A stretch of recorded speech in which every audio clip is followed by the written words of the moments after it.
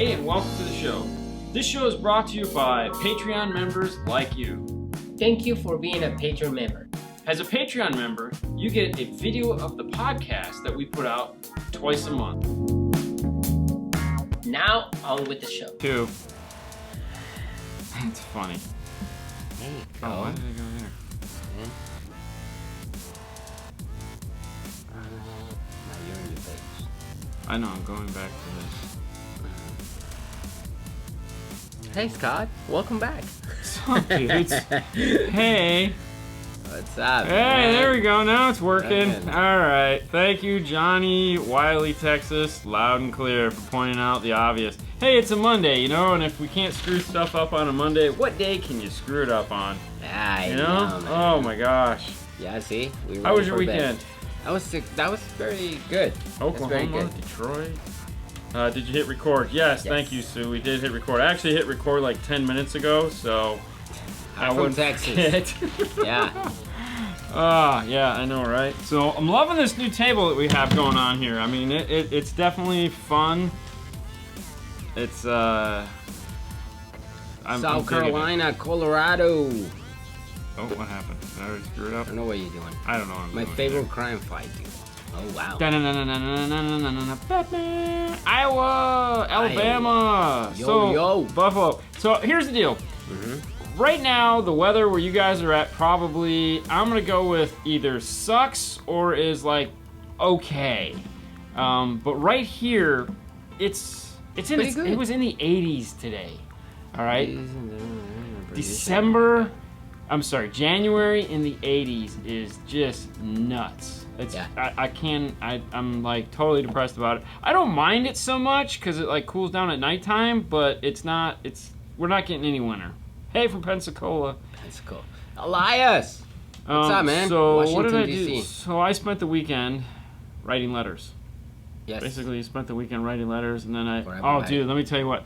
So the video that went up today, the audio control beta video for the LC2, the Pro and the 1. We'll call it the 2 Pro and the 1, which I did find out are going to start shipping sometime in late March-ish. Okay. So we're going to start, Chris said they're going to start taking orders sometime in February. And then, Samantha, how you doing? And then we'll see them sometime in March. So that's what we're looking at. No winter here either. So there you go. It's weird. Hey, from Seattle. Sorry about your loss, guys. 51 and nice. So, you know, it's weird. I mean, 51 for me would be cold. So it would not, was 80. Yeah, today. Demo done, South Murphy. Carolina. Great winter we're having. Hey, not like, you know, global warming doesn't exist. It doesn't? No, I don't know. Wow. It's 40s here in PA and it's warm. Oh, remote start season must be sucking. Enough. Why? Because there's no snow. Like snow equals good remote start. Because then it's like here, see, there's some snow there. There you go. You guys know? reasons I've gotten back Chris, into right? car audio. Thanks, Keith. Chris Bennett? Yeah. Oh, he had snow today. You guys know today. But that's other side of Celsius. Seattle, 30 degrees Celsius. Most of the time here, 40 is hot. 76. Had to run AC on the way home. Ooh. Okay, so here in Florida, your AC literally never shuts off. So the heat very rarely, if ever. Well, I kicks shut it on. off for like 3 days in December when I was really cold. Okay. Other than that, no. And when I say that was really cold, I was in 40s. Well, it's funny because like Sue has a little thermal heater out by her desk at the off chance it's cold enough for her to use it. And I'm like, whatever. Yeah. Other than that, no, we never shot the AC in here. Couldn't get a job or a place to stay down. RS remote start season isn't like it should be. Oh, see, that's what I was talking about. Yeah, see. Hey, Bill, what's going on? That's Bill. So we got to talk to Bill today. Bill, as you know, is our Kenwood kicker. I'm not kicker. What? See, I did that. It's because it's the K. Yeah, Kenwood, Rockford. Yeah. Anyway, so we were talking about Addison, Hertz. Yeah, we were talking about the new floating Kenwood radios. Correct. That are kind of a secret, but not really a secret. And what's up, Mike? We're gonna see that Peru is in the house. So here's Are what you we. okay? Yeah, I'm doing two things at once, which Sue don't know rightly what you're doing. tells me that I can't do. So, No. anyways, this was a bad Just idea. leave it alone, man. Just pass it along. There you go. There you go. Anyways, so they're going out to California the week of Knowledge Fest. So that Wednesday, Thursday, Friday is when all the Kenwood people will be going. All the Kenwood reps will be going out to Kenwood to get their unboxing, unveiling, what's happening. So after Knowledge Fest, we may or may not see new products. It just depends. But then definitely after Knowledge Fest, we'll talk to Bill, and Bill will tell us things that we're probably not going to be able to tell you. But we'll hint at. Plus, we'll have more information on the floating radios that are coming out and all that fun stuff. So we'll get more in depth. And the heater was on this morning. Really? Why? It was 70. Oh, your heater was on. You're cold. But so we'll be able to get more in depth as far as what those floating radios are going to have sometime in early February. So now, first week of February, it's just going to be a bunch of information. So we'll have Knowledge Fest, all the stuff we're going to learn there. I'm really excited about Knowledge Fest this year too because it's going to be awesome. We're gonna do 2 units, 1 nav, 1 not. All right, so there we know that. Okay, so that's cool. Yeah. So that's a floating screen. There's going to be 1 with nav, 1 without, so that's good. So what we're going to do differently at Knowledge Fest this year, I don't know if we've mentioned this yet, is we're not going to do the Q&A or the show where we introduce people to you. Is the TV on out there? I don't think so. Go ahead and unplug the box. We're not going to do that show where we have people come up and tell us where they're from and what they do and all that other fun stuff. We're not going to do that this trip.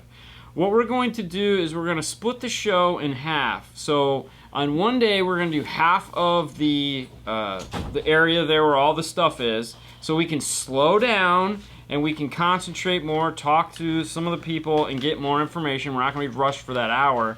And then on the second day, we'll come back and we'll do the other half of the show floor. So now we'll have 2 hours, if not more, of show floor time so that we can really get in there and figure stuff out and see stuff. And then we'll still have Sunday open if we need to go back and do anything. Like if you guys send us a bunch of messages that are like, oh, I want to know more about this, then we can really do something on Sunday for that. But then Thursday night we're gonna go live and do an actual show where Ada will probably be there, and maybe McNulty and anyone else we can get in that California area that's gonna be there. Of course, early Thursday we'll be doing if you're in the neighborhood of.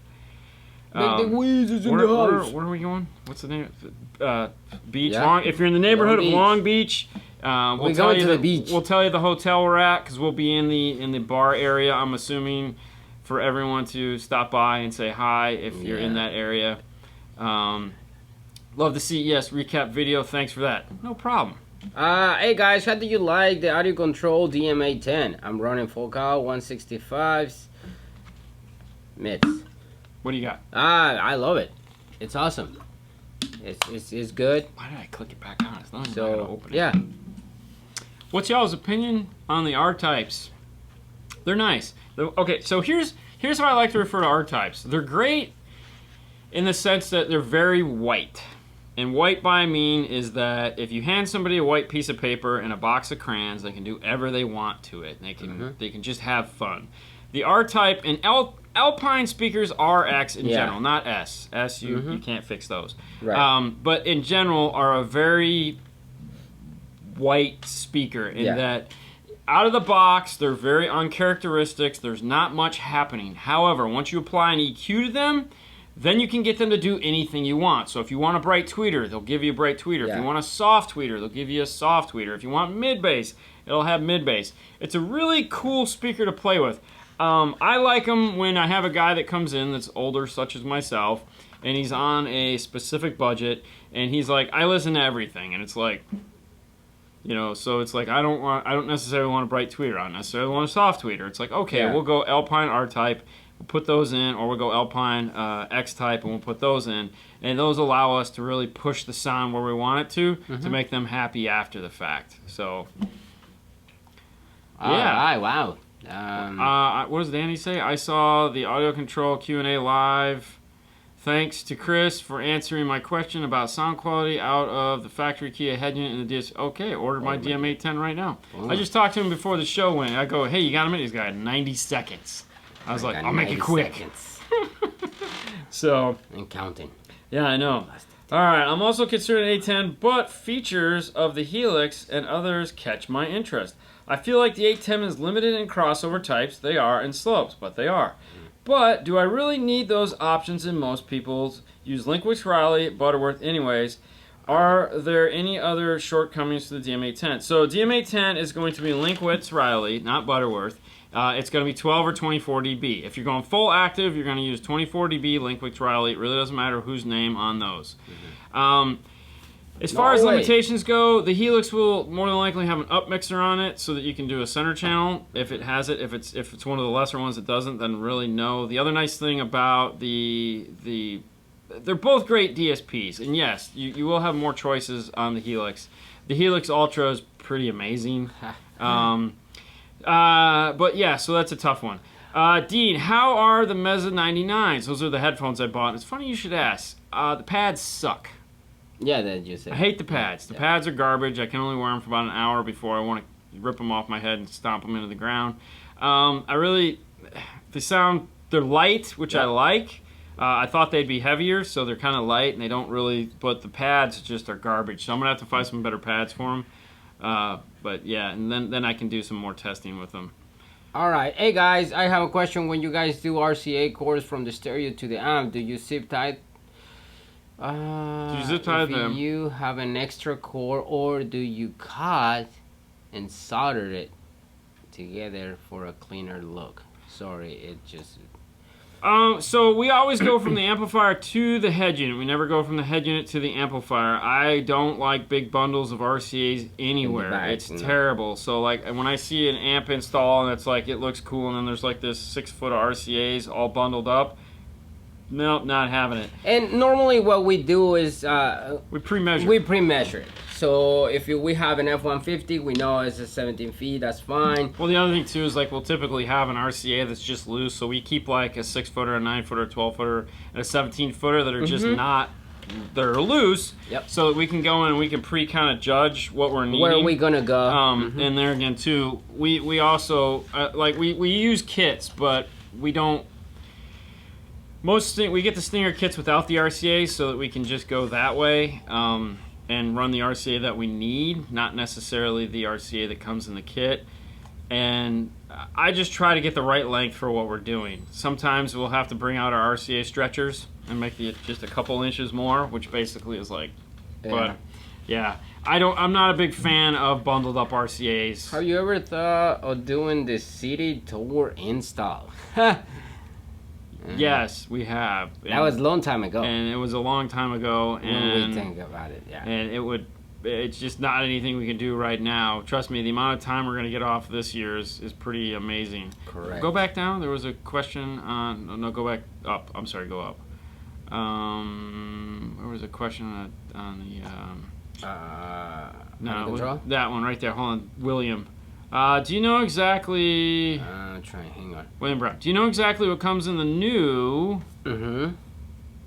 basically, it's what comes in the new DMRTA Pro. So what they've done is they give you the microphone, they give you a hard case, they give you the Bluetooth dongle, and they give you a set of test leads. So everything that you'd need in order to open it up and start doing what you need to do is already built and in the box and in the nice little cool foam inserts. I know when I was up there in December... They had to reorder all the foam inserts because they came wrong. Oh, wow. It also comes in a hard like Pelican case. So, you know, obviously when we were beta testing the DMRTA, they had envisions of just giving you a DMRTA and you figure it out. And then after a while, they were like, all right, well, you're going to need a mic. All right, you're going to need the Bluetooth dongle. All right, you're going to need to make some test leads. So, you know, like the first thing we figured out, like the day we had it, was like, we need test leads. So I was literally sending them pictures of like, hey, look at these. You need to start making these to put in the box. So it's just a matter of getting to the point now that a lot of people have them. They've gotten feedback enough to know, all right, this is what you need. in order to open the case up and immediately start doing what you need to do. So all the stuff is there. It's got a nice little foam place for the power supply and for the USB cable, and so everything is there. It just saves you time. All right. Looking to install a sub in Right, 2019 Santa Fe. Okay. Keeping the original head unit. Any suggestions on equipment parts to get the clean signal to the amplifier? So it really just depends. Those are my stall words. So by the way, those are thinking words. Those are when you're trying to stall for time so that people don't just look at you and you sit there quiet. It's one of the things we edit out of all our videos. Puerto Rico. Anytime you're adding an amplifier to anything, you need to figure out what is doing what. And most of you guys out there don't have RTAs, so that makes things a little bit harder, because if you're grabbing a set of speaker wires, you have to use your ear and you have to figure out, okay, is this the sound that I want? So, for example, if you have speakers in the rear deck, are those speakers in the rear deck putting out the deepest bass in the car? If they're not, you need to grab the speaker in the door. And that's where an RTA, you can look at the signal and you can be like, oh, cool, this has what I need. If you wanted to do it the extremely hard way, you could play test tones, and you could have a digital multimeter, and you could literally go one test tone at a time and see. So you could play like 40 hertz and see what the output voltage is, and you could play 50 hertz and see what the output voltage is. You can play, and then, because that's all an RTA is a bunch of voltmeters, stacked on top of one another. And then you could do the same in the front, and that'll tell you, okay, what kind of voltage do I have at all these frequencies that I'm trying to play? No one's going to do that, though, because that's just like insane amount of work. So what you're going to end up doing is you're going to end up putting your ear next to the speaker, and you're going to play some form of test song that's going to play all the notes that you're hoping it'll do. And then you're going to tap into it, and you're going to play your subwoofer off of it. I mean, there's not a lot of guesswork when it comes to a high level to low level adapter. You can test to see if it has the DC offset that we showed in the last video, how to test for that. Do you think they're gonna sell those cases separately, the audio control ones? Right now, probably not, because they've ordered enough to do what they've got. But it's audio control, and Chris is a really cool guy. So I'm pretty sure if you've ordered a DMRTA in the past, once they get caught up on all their back orders, I don't see why they wouldn't sell it to you. I mean, Chris is cool. Is there anywhere online where I can find a Kenwood head unit radios? I can find Pioneer, Alpine, but no Kenwood. No, because Exelon is factory direct to a dealer, and the dealers are the only ones that can sell them. It's made that way on purpose so that we can sell the things. So you'd have to find an Exelon dealer. No, but he just want pictures about the new radios. We don't even have them. We don't have them. We don't even have them. Yeah, we're the dealers. We have no pictures. So, Felt-Cal integration components or Morel Maximal components. I have a DSP to EQ tweeters, but want a set of Focals. Yeah. I'm sorry, not Focals. I mean Morel. Morel is going to be bigger driver, bigger, meaner thing. Marty Dean is in the house. What's up, Marty? What's up? Whoop, whoop, whoop. Oh, Jerry. Mr. Oscar, what was the question? Favorite amp show at CS Audio Control 5.1300. No. Favorite amp at CES was the Morel 45th anniversary 25 watt by 2 amplifier that has DC straight built into it. That'll do 125 by 2 at 4 ohm or 2 ohm with a selectable chip in the bottom. And they're 1,000 watt mono, only because I'm a big Morel fan, and that's like handing me candy. So I was pretty much over at anything past that. Not to take anything away from the 5-channel audio control, but we're not going to see that thing until probably April, May, June, and hopefully the Morels will be out sooner. And either way, it doesn't matter, because I'm going to have the Morels. I don't really care. So, but yeah, and we'll have the audio control too. But I'm going to physically own the Morels. Whether they just sit on the shelf and look pretty or not, I really don't care. How's the Aussie Iron doing? Did we get those back in stock yet? That's what I'd like to know, Marty. Because if we did, he just sent me a message. If we did, we need to put a skinny one aside for you. It's the video that we laser. Oh, okay. My Aussie Iron. Yeah. All right. Oh yeah, he put up the pictures. He showed me the pictures of the Kenwood. I can't feed him. Hey, what's up, Bobby? Yeah. We saw those. The Kenwoods. Yeah. New Kenwood radios. Yeah, so the floating screens. Dean and his Aussie Iron are back. So yes. Cool. Make sure you save him a skinny one. Because I gotta buy him a skinny one when we're in the ugly green if you have it. Yes. But for all of you that want the cool Aussie Irons, those are the awesome. Why don't you grab one real quick? Can you get out and grab one? Mine's buried over there. For those of you that want the most awesomest battery operated soldering iron, built like a tank. This is metal, man. Same this color, crappy Marty. Plastic. They make two. They have this is the big one, and they make a skinnier one. Dude, they hold their charge for so long. We've gone ahead and lasered 5-star into this one because why not? This is the big one. Why I wanted the small one. I'm telling you. I was saying they know the big one. There's the small one. Yes, I was gonna say here you can have this one back. This one I gotta charge this one. I've been using this one for almost a month now. I finally have to charge it. And it's not like it's not working. It's just like today I went to use it on a bigger wire. And I love anything, man. And it wasn't. Are the tips in stock? They're asking.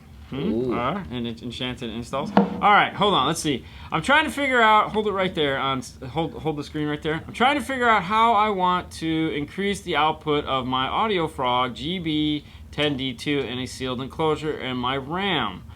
I currently giving them 500 to 600 watts from a JL amp. I'm trying to debate if I should replace the sealed enclosure, sealed enclosure with a ported one to go with 2 GB10 subs in the sealed enclosure. Which would you recommend? Okay, so basically what I'm getting at is 1 in a ported or 2 in a sealed. 2 in a sealed. Go with 2 in a sealed. I would double the power and go with 2 in the sealed box. I would double the power and go 2 in a sealed box. If it were me, that would be my answer to that question, and I would be happier with that. I've had a Dodge Ram. I've owned 3 Dodge Rams. In my Dodge Ram, I ended up doing 2 10s in the sealed enclosure, and it was insane. I absolutely loved it. It was plenty of power. I also put like 1,400 watts to it, so it was great. But yes, I would keep that and be good there. Tips and irons are available. I'll be updating the site tonight. AussieIrons.us. So if you guys want to pick these things up, I'm going to tell you right now, they're expensive, and you know why they're expensive? Because they don't suck. Expensive things don't suck. And yeah, talk about boxes. Yes, Frostbite boxes are awesome. They are. And you can give them a call. Check the website. Now they don't make one for the camel humpback Dodge Ram box, but they do make one for the new Ram, which is really cool, and it allows you to keep your 2 cubby holes, which is cool. And of course, they made us the custom 5-star one. So if you call if you call Frostbite and you want to get a box and you want a 5-star logo in it, you can ask, and they'll put a 5-star logo in it for you as well as their logo too. So, I'm just saying, it makes us feel good. You sound like Tim from Tool Time. More power. Oh yeah, dude. Who didn't watch Tim Allen? I mean, come on. Tools, baby. All right, let's see. It's like I was talking to Shane today because I want to get one of their giant 15-inch woofers. And he goes, but they're kind of expensive. Think of all the cool tools you could buy. What's up, Ed? If instead of our subwoofer. And I was like, yeah, but I really like a big 15-inch subwoofer because they look really cool. And it's a big, like, triple stack. They make a big 15. I wanted a big 12, but I'll sell it for a big 15. Any idea when the 6.5 adapters for the Jeep JL soundbar will be out? Soundbar will be out. So the only ones that so there's a company I think it's called SSV. Is it SSV that makes those? And then Alpine is going to have theirs. The Alpine ones, Alpines probably won't be out until March. Most of the stuff that gets introduced at CES you don't see until March. So we'll know more about when that stuff is going to come out later this week. Hey, Jason. Jason, it's okay. It's okay. It's okay. It's okay to be late. You're finally here. On the high end SQ system, what RCAs do you recommend? He's naturally going to say 9,000s right off the bat because we're shooting for the moon here. Right. However, you don't have to go too crazy. The blue, what are they? The 4,000? 6,000. The blue 6,000s. I mean, you can go to the 8,000s. You can go to the 8,000 too. I personally like the 6,000s. because that's the coax style, and I like them because they're individually. I like the individual cables, so I can pull them apart and run individual runs, as opposed to the big single thing. I like them. I love the ends. Like this, these X series over here are pretty special. Yeah. But I'm more of a fan of the coax style that I can have a lot more fun with. Now the new X. Yeah, see this to me, this drives me crazy. I love this end. Like these brass copper looking things are sexy, but I'm buying this one here. So I'm buying the X2s. Yeah. Because just get the 9000 right there. I can do this. Right there. I like being able to do this. At a minimum though, the X1s or the what are these? The 2000s? That's the 1000? 1000. That's the X. No, it's a 4000. It's a 4000. These are the 4000s. So this is the X2, and the red ones are the 4000 series. At a minimum, the 4000. Now the nice thing about the 4000, and this is why I love using it, and we use it pretty much everything we do. Unless I'm scrolling the computer and I'm like, it doesn't right move. Yeah. No, okay, like... thank you, Marty. That's right. SSV Works makes pods for the JL rear Jeep, so you can check those out. I think those are available right now. Anyways, the nice thing about the 4000s is the 6-channel cable is perfectly flat, so running in a car is so awesome. You know, we wrap it in some exterior tested tape because we're silly like that, or we put it in the 3/4 inch loom, the braided loom, and it lays perfectly flat. It looks so awesome. Love it. All right, I have a I don't know. 2007 GTI with a 6.5 and Don't 4. talk with your hand in front of your mouth. I'm sorry, and a 4. A 6-inch, a 4-inch, and a tweeter in the stock right now. So that's that funky door like we did. Would you recommend going with it? 6.5 and 4. So we did a Jetta not too long ago, which is the same. It's basically the same door as the GTI, where you have that speaker in the back, speaker in the middle, tweeter in the front, and there's also the passive crossover is located in the door as well. And running wires in the door is very difficult. So what we ended up going with was we did flax in there. Yeah. And we had to make like custom crossover mounts to fit everything in there. It was a pain in the butt.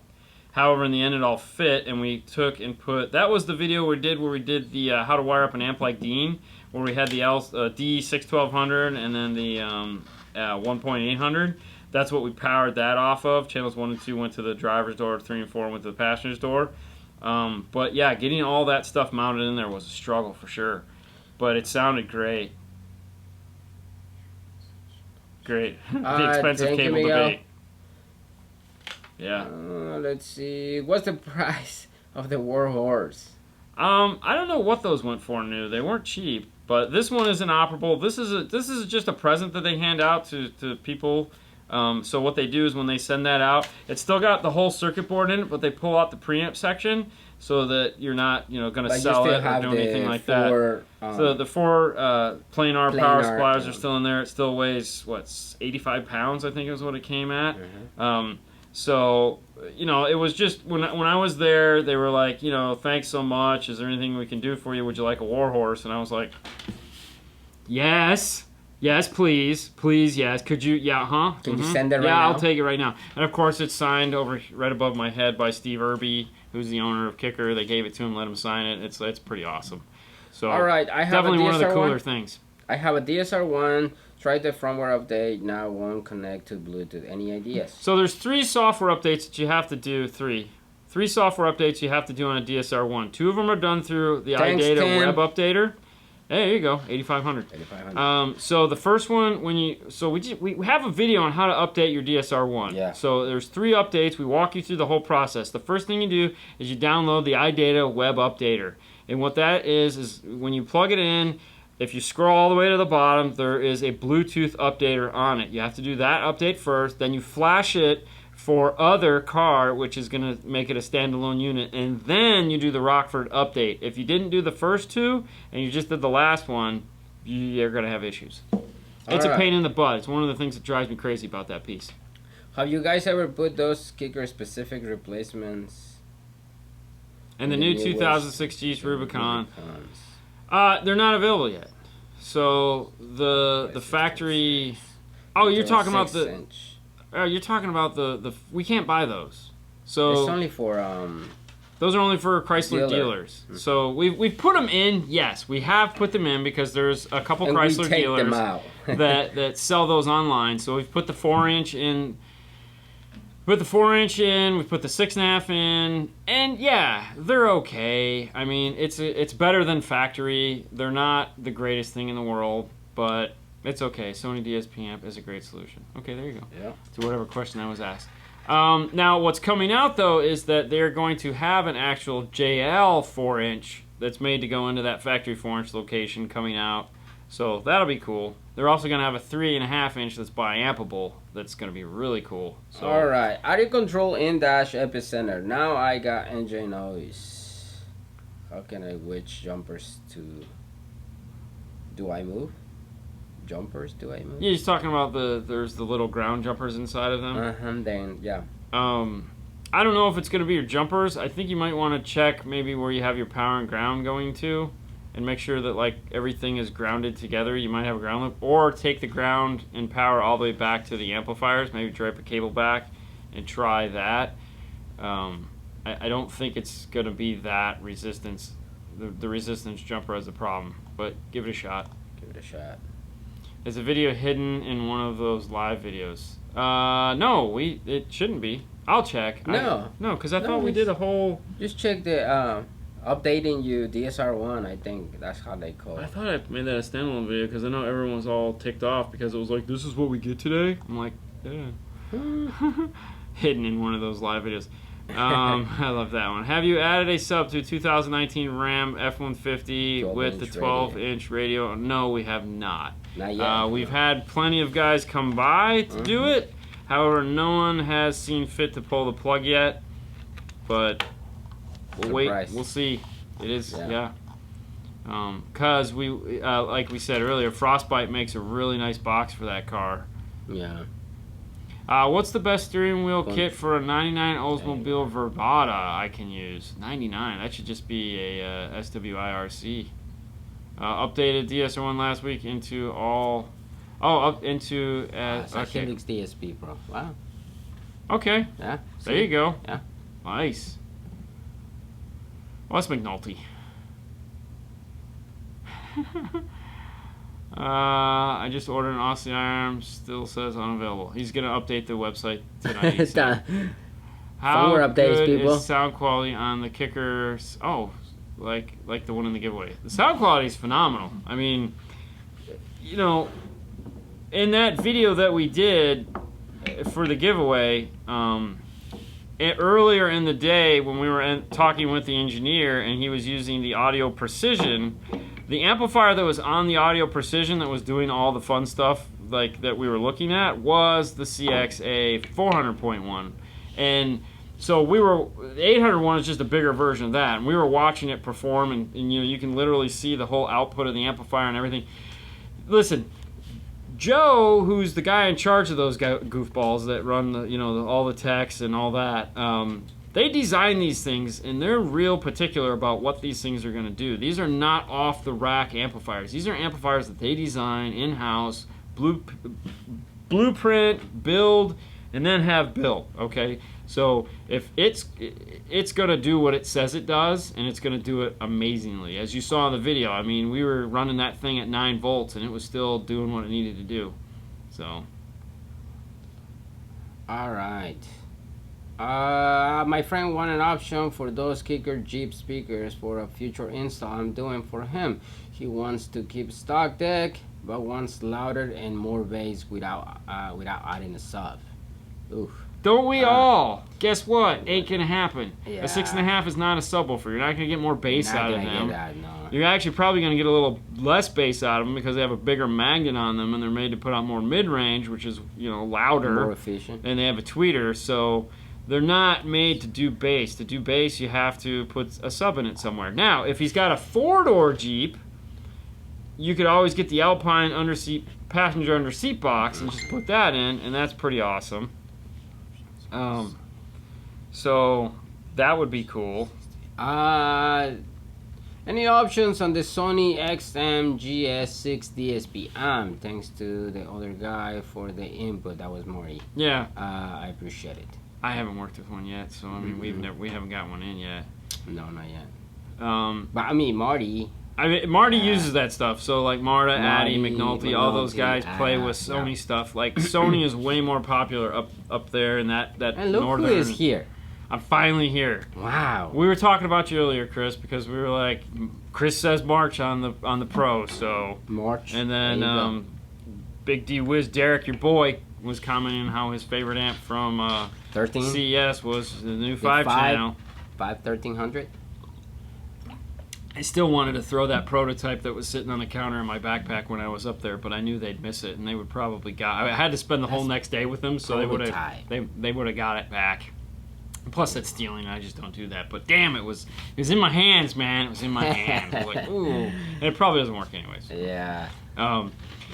Yeah. The reason I ask about the Kicker amp sound quality because they're entry level amps, and there's always that saying that you get what you pay for. I'm just wondering how it compares to the KS or the Q class. There again, you're 100% correct. An entry level amp is an entry level amp. Is it the best thing in the world? No.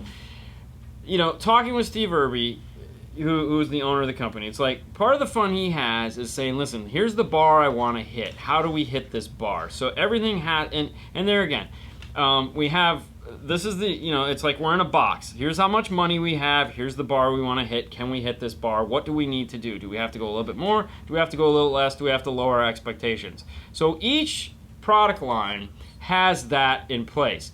So are you going to get a better amplifier when you jump up to the KS 800.1? Of course you're going to get a better amplifier. You're going to get better features. You're going to get aftershock. You're going to get a Bluetooth gain control.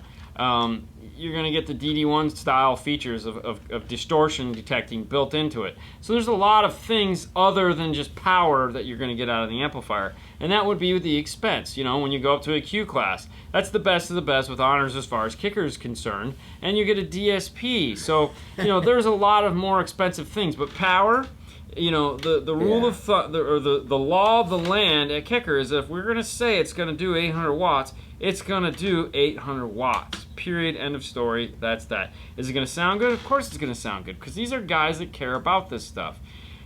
But there again, you're getting the most stripped down version of what they're going to give you. It is a stripped down version of an amplifier. It doesn't have any of the extra stuff that the better amplifiers have. And there again, sometimes when you look at, like, we can put this circuit in a KS amplifier because we have that budget. We don't for this. Okay, so, well, what's the next best thing? So yeah, spend the money if you want. But if you're worried about sound quality, not necessarily power, then you're going to want to spend the more money. You're going to get what you pay for. If all you're looking for is power and you just want it loud, well, then you're okay. Definitely is mildly disappointing to me. The mono channel needs to do 800 watts. Yeah. And there again, you shoot for the moon when you're designing a product, and at the end of the day, you sometimes have to realize that this is what we wanted, and if we can't get there, what do we do? Originally, we would have loved to see that channel as 1,000 watts. That would have been incredible. But what would we have to have done to do that? Would the amplifier have to be 4 inches bigger? Wow. And stuff like that. And if that's the case, well, we've just shot our market because not everyone wants a 5-channel amplifier that's this big. We know this because Phoenix Gold makes their giant 5-channel, and it's too big. It doesn't fit anywhere. So that form factor that is the 6-1200, that is the 1-1500, that's a form factor that fits in a lot of applications. So we've already, there again, we have this, that we can't go any bigger because this is the size that works. Anything past that, it's not worth it, because you look at other 5-channel amplifiers in that category, and they're smaller, and so it's like there has to be like an idea of what we can and can't do, and that's that. Yeah. All Math right. things, right? Look at that. That's a motorcycle with like a. Oh Jesus! Yeah. That was Tim Henry. Yeah. That's like, wow, man. How do you did that? Was that like a Pro? It's an iPad Pro? Looks like an iPad Pro. It's a huge iPad in there. Oh, that's incredible. That's so nice. I'd nice. show it to you, but it's just it's a Harley with a with the big iPad. Big iPad. Instagram, I'm sure. Yeah. That's crazy. Most of the technicians use digital design. Most of our technicians use digital design. I understand that. That's cool. And if I miss you question, guys, I'm sorry. It's just it's a lot. We're trying to. Well, we can only do so much, and I can't follow. I can't. Keep moving up and down. Our shop sells kicker and digital design stuff. That's our two most popular brands. Oh, okay, so the second part is most of our guys use digital design. And there again, I totally understand that. And it's probably not from the fact that, one of the most is, okay, I was having this conversation with somebody this weekend, and we were talking about how a lot of manufacturers will line their foot up perfectly and shoot themselves right in it. And that is because they have a hard time explaining what their products are capable of doing. Mm-hmm. So for us, when we make a deal, when we start working with the manufacturer, like, how can we help you get your message out? How can we be of service to you? How can you guys initiate the conversation, meaning like, hey, we want to talk about ARC, or hey, we want to talk about AudioFrog, or hey, tell me about this. And so then we reach out to these manufacturers and we're like, hey, there's these questions we have, and there's these desires that they have. And a lot of the times the manufacturers will come back. If we can get them to talk to us in the first place, we find out things that they're having a hard time with. And so then we try to work with them to make them better understand what they're doing wrong and what they're perceived as in the industry. And we try to help them figure these things out. And it's not always easy. And Kicker has definitely been one of the harder companies we've worked with, trying to get people to understand and trying to get them to understand. It's like, the value that you get in these products are through the roof. Like there's the KS801 right there. Mm-hmm. And dude, that Bluetooth subwoofer volume control is gold. Mm-hmm. I mean, and there again, Helix. Yep. Helix is one of those companies. Braxton Helix is one of those companies that has been struggling, meaning that they've gone from rep firm to rep firm to distributor to rep firm for like the past, 7-8 years. And like Rockford had them, and someone else had them, and now they're at MSC, Mobile Solutions Calgary, and Jason Degos is working with them, and they're finally getting a foothold in this industry because they've finally found somebody there again, Jason and Doug Dobson, that can translate and take this information and get it out to people to where they understand the value in the product. That is the biggest problem that these companies have. It's just like PAC. The joke at PAC is we make some of the coolest stuff nobody knows about. And that's the reality of it. It's like, where do you go to tell people? So, yeah. Okay. All right. Yep. Great stuff. Factory head unit, RD 955, 2 sets of C6 in the front, rear door. Okay. I mean, that's cool. 900.5, 901.5, either one. That works. All right. What's the best amplifier and speaker combination to put in the car? All of them. Depends, yeah. That's a terrible question. Helix DSPs all day long. Yep. All right. Bye-bye, going to eat. Will you have fun with your dinner? I'm going to hopefully eat here soon. I got to go for a run first. Our cardio. Yeah, they make awesome amplifiers. DSPs, amplifiers, speakers, and everything. No, yeah, I like this one. The smart guy in the smartest guy in the room is only as useful as he can communicate his ideas. Exactly. And there again, that's one of the nice things about like Kicker, is that Joe's a jock. He's down to earth, played football, did all that stuff. So he's not your standard engineer. And Fernando is the same way. They're not your standard homegrown nerdy, play with Batman, know all the names in Star Trek kind of engineers. So they're really fun to deal with, and they do a really good job of getting this information out. And there again, it takes time to turn a ship that big and to get this information to where everyone, because I mean, you look at like the Q-Class amplifier, it's been out for going on 6 years now, and most people are just finally figuring out that it has a DSP, and it was up until the VXI came out, the only DSP that was amp stackable, meaning it didn't matter how many amps you had, you're still using one piece of software. You know, if you grab a normal DSP and it's 8 channels and you need 2 of them, you're not stacking them together. You're adjusting one and you're adjusting the other, and that's a nightmare. But, you know, these are features that it's like 6 years ago, how do you get somebody to understand that? They don't, because it didn't exist. Like, that conversation never had to be had. And then by you fast forward 6 years, it's just a conversation you've never had. Now it's relevant, and now you're over the product, and that you just don't know. All right. Good evening, guys. Just quick question. No, I run first and then eat. I'm looking to upgrade my radio, and early this year I was wondering if the Halo 9 will fit in 2005 for Escape without covering the air vents. The air vents. So the radio can slide up and down. So it just depends. I mean, it's if the kit for yours is a double DIN, then you could put it on the bottom, or yeah. Here's what you do. That's awesome. I know. Here's what you do. You go onto the website, and they give you the measurements for the Halo 9. They'll actually physically tell you how big the screen is. You take a piece of paper, and you draw that shape onto a piece of paper, and then you take scissors, and you cut it out. And then you walk out to your car, and you go like this. Now, for us, they give us the brochure for the radio. Mm-hmm. The brochure of the radio is the exact physical size of the radio. So if you have an Alpine dealer in town, they might actually have the brochure, and the brochure is the Halo. The whole idea is that you can take the brochure out to the car and put it in somebody's dash and go, what do you think? Is this going to be good for you? But that's what you do. That's how you figure it out. All right. Do you guys install the micro bypass in most of your radio's installs, or just went to the customer and asked? Most of them get them just because we don't. It's not for video. No one plays DVDs anymore, and we sell more mechaless radios now than anything.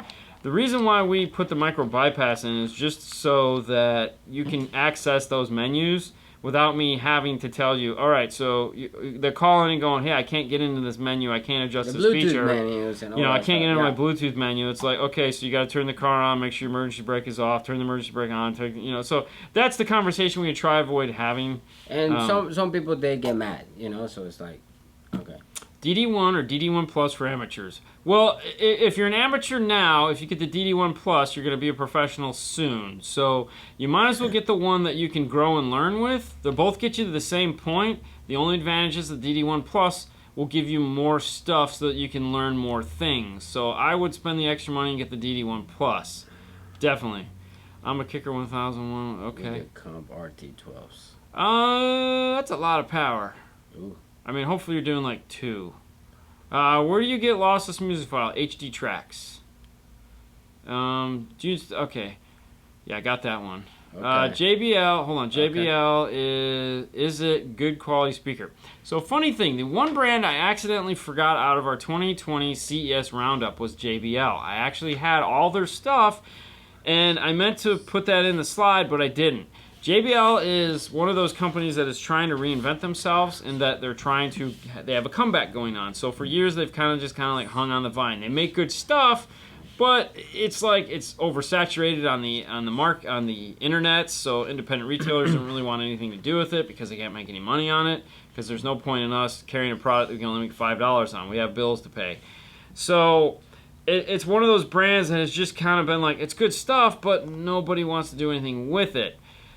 So, fast forward to 2020, they're also realizing that they're getting their asses handed to them by Beats by Dre, and because nobody knows what JBL is anymore. Old people do, but young kids don't know JBL. They have no reference of what JBL, Infinity, Mark Levinson, Harman, they don't know any of that stuff. So they've really kind of killed their brand identity. The younger kids coming up only see those companies as stuff that sounds bad that comes in my parents' car. Not the old school JBL speakers that were like, oh my gosh, these are amazing. They don't exist. Or they're cheap headphones you can buy at Target. So they've realized this, and they're like, oh, what are we going to do? So they're going to reinvent themselves like anyone would at that point. Alpine kind of did it a couple, like 6-7 years ago. They have coming out some really amazing products. They're going to bring back the GTI subwoofer, which is that giant nuclear warhead style subwoofer. It's going to come back in 2021. They're also bringing out a $5,000 set of speakers with beryllium tweeters and all that other fun stuff. So they're really going to bring out some really nice stuff. Aren't they bringing back the GTI subline? Yes, they are. All So, future-wise, JBL, yeah. And when we did the base hub Pro, which is that spare tire thing, dude, that was impressive as hell. Yeah. Okay. All right. Quick before it Factory goes. head unit. I read that. Yeah. 901.5 C2 65 front rear doors. 2W110s. What would you do for DSP for the rears for that setup? Sorry for the early post sent before I finished question. So for that, It's OJL. no, that's No. oh, that is JL. Yeah. So I think it's OJL. do a fix. Good fix. Do the fix. Mm-hmm. The fix. Yeah, 8 in, 8 out. It's gonna be high level though, so you need a tweak. Or no, you need the fix and the tweak. Fix and See, that would suck. VXI? Yeah, well, VXI is way too expensive. I mean, if you're doing that. If you're doing high level, basic high level, I'm thinking... Okay, so I would do either the Helix DSP Mini, the DM608, or the DSR1. I think those three are probably what you'd want to be looking at, somewhere in that price range. Or just go for the D61200 and call it a day, which JBL might is even be in the same following thing. Sony. Okay. Yeah, right. Well, no, because Sony had to reinvent themselves and come back and bring out new cool products. And, they didn't introduce anything at CES because we talked to them. That was one of the companies we reached out to. We talked to Tazi. And we were like, hey, are you guys doing anything? And they're like, no, because they just came out with a big floating screen in the dash. But rumor is they're really going to come out later this maybe second, third quarter or the end of the year. They're going to drop some really cool stuff. So, I don't know. We don't have, any Sony things. So. Do you hear anything about Hertz? They're going to come up with new stuff? No. So looking... They just did all their motorcycle stuff, so I'm pretty sure that's where they spent it. Plus, if you think about it, over the last four years, we've had Milli. We had the Milli. So they dropped the Energy and the High Energy, and they brought in Milli Pros, Milli Legends, Centos. Cento Pros came out last year, and then we had the Unos that came out before that. So they're done. They have a solid lineup that they're probably not going to change for a good 3 or 4 years. I don't see... They might do something with the amplifiers, but... I don't see any... There's no reason to change the speakers. They have the perfect speaker lineup right now. There's nothing they need to do there. So the setup that you have about the Millis and the 4.800 is awesome. It's good. That's good. Yeah. That's a good combination. It's a good combination. Yeah, 4.800. Ross. Dude, 125 watts out of that 4.800 is a beast, man. That is just so good. Wow, Greg knows how to do cap locks. It's like, just answer my question, dude. Full scoop battery. I have a problem battery. Okay, I have an Incurvate Linksys 4 mobile scooter battery operator problem. Battery ground was corroded from terminal fix. Put back the battery pack and would not work. Put the key back and turn to the on position and connected the battery. Okay, how does this... I'm just... to the position works. Turn the key off, back to the position. So it sounds like a bad battery. I'm just asking because it's simple wire system. Do you have a digital multimeter and have you tested the battery voltage? A lot of the times when a battery corrodes like that, that's because there's a hole around where the battery connects, and that acid leaks out and evaporates, and that's what causes the corrosion in the first place. So it might actually just be a bad battery that's the problem, or Sony lost it with Explode. Dude, the new GS stuff is nice, man. Yeah. Totally. Is Eclipse still in the car audio game? No, Eclipse was Fujitsu. Fujitsu went out, I don't know, 10 years ago. Now, are they still on our audio side? Fujitsu, the company, obviously is, but they're not making anyone that is of notoriety. I think they're just OE-ing stuff. All right, it is hard to tune a 3-way versus the 2-way. No, it's just 2 more speakers. No, I mean, there again, when you're tuning, if you're trying to tune a 3-way set with RTA. Yeah, it's next to impossible. You have to have an RTA, I can't say this enough, to tune something that big. Because you're never going to get out of it what you're hoping, because you have no way to see what the hell is happening. So you can't see where the problems are. What you do is, if you do have an RTA, you start with the driver's side because that's the farthest thing. So you're going to keep your gains low. Don't worry about your gains. Just get your gains out of your head. Not that important, okay? Keep them low, all right? And then what you're going to do is you're going to set up your crossovers, your time alignment, and then you're going to start EQing the passenger side of the car first. So tweeter, mid, bass. And then you're going to move on to the driver's side of the car. And you're going to want your driver's side, whatever curve you come up with, you're going to play all three of them at once and see how that looks. Make sure there's no anomalies. Make sure that there wasn't any strange coupling action between the tweeter and the mid-range, or the mid-range and the mid-bass. If you do, you might need to adjust your crossover points and or your volume around those where those overlaps are. Sometimes you have to bring things down, bring things up. Once you get that side all finished, then you're going to start on your driver's side, and you're going to want it to match your passenger side. So you're going to do the same thing. Make the tweeters match, make the mid-range match, make the mid-bass match. So there's a lot of adjustment that goes on here. And then when you're done, you play the both at the same time.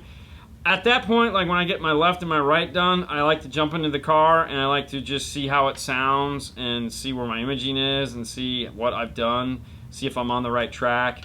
And if it's where I want it, then I automatically move into the subwoofer. I add the subwoofer back in. I start playing with the alignment of the subwoofer because sometimes, you know, the alignment is crucial, and sometimes you have to go back afterwards and adjust it a little bit left, you know, to get the image where you want it.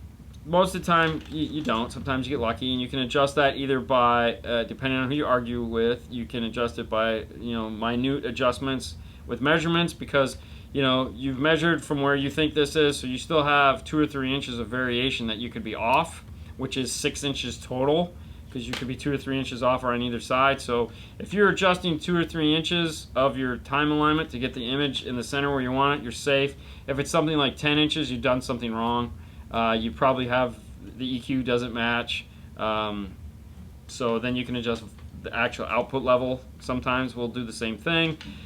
I'll bring in my subwoofer, and then after I have the sub all where I want it, the last thing I always tune is the rear speakers. I get them to play. I make sure that they don't look really stupid on the on my RTA, like there's not peaks and valleys, and I try to just flatten those out because there's the rear effect. And that's What's up, Christian? And I sit in the car with the laptop and just do a little bit of minute adjustings here and there and go back in the day. I have Fujitsu that's back in the 80s. There you go. It is bad for now we have 2 keys. Yeah. Yep. Actually, we have 3 if you want to really be nice, because we have the old, we have the new, and then we have the monoblock. So that's 3 keys. It is bad for amplifiers to be on but not playing. Idle? Idle, so to speak. No. I mean, no. I mean, I wouldn't, no. Idle current. I mean, the amplifiers just turn on and they get hot. I mean, okay, so in a display in a store, your amplifiers will literally sit on 365 days a year if you're working that, but more like 300 and, well, if it's us, you work 350 days a year, your amplifier is on, doing nothing, but that little light is on. So, no, you can run these things just on, that's what idle current is. It's like, you know, is it going to shorten the lifespan? Maybe, but it's not doing anything, it's just on. So, I mean, we would run our displays like 6, 7 amplifiers all day long, every single day, 6 days a week. Never had any problems. And those amplifiers always got sold into somebody's car. You know, it's like, hey, all right, here, it's the end of the year or the end of this life cycle on this amplifier. You want to buy it? You know, a couple bucks off, put it in the car, and just play forever after that. So, no big deal. Problem. Your favorite DSP brand? Audison, Helix, JL. If you could choose any feature, convenience, or software, I don't really have a favorite. I'm not going to lie, because there's something about each one of them that drives me crazy. Yeah. And there's something about each one of them that I like. So I don't think anyone is to the point to where I can just drop my hat and say, this is the best. Now, you know, like Ada will say Helix. Helix is the best. But then again, a couple weeks or a month, or, you know, it's going to vary because... Depends on the situation. Yeah, it just depends on the situation. But, you know, every DSP that I've used, which is quite a few at this point, is there's always something about that that's going to drive me crazy, and there's always something about it that I'm going to like. And those are the 2 things I look for. I look for the things that are going to drive me crazy because I try to figure that out beforehand. Yeah. And then I look for the things that are, you know, really cool. Each one of those has that, and it's like... the more money you spend, the more features you're going to get that you may or may not use. You know, so... Yeah, that's right. Well, you know, you also got the Bit Nove that we don't ever really talk about much. No. Wow. Yeah, I know. we have a lot of stuff that we haven't talked about. You know. Have a great evening, gents. Thank you so much. That's right. It is the end of the night, so that means DNF Tool Drawer is a place you can find all the cool tools that we use.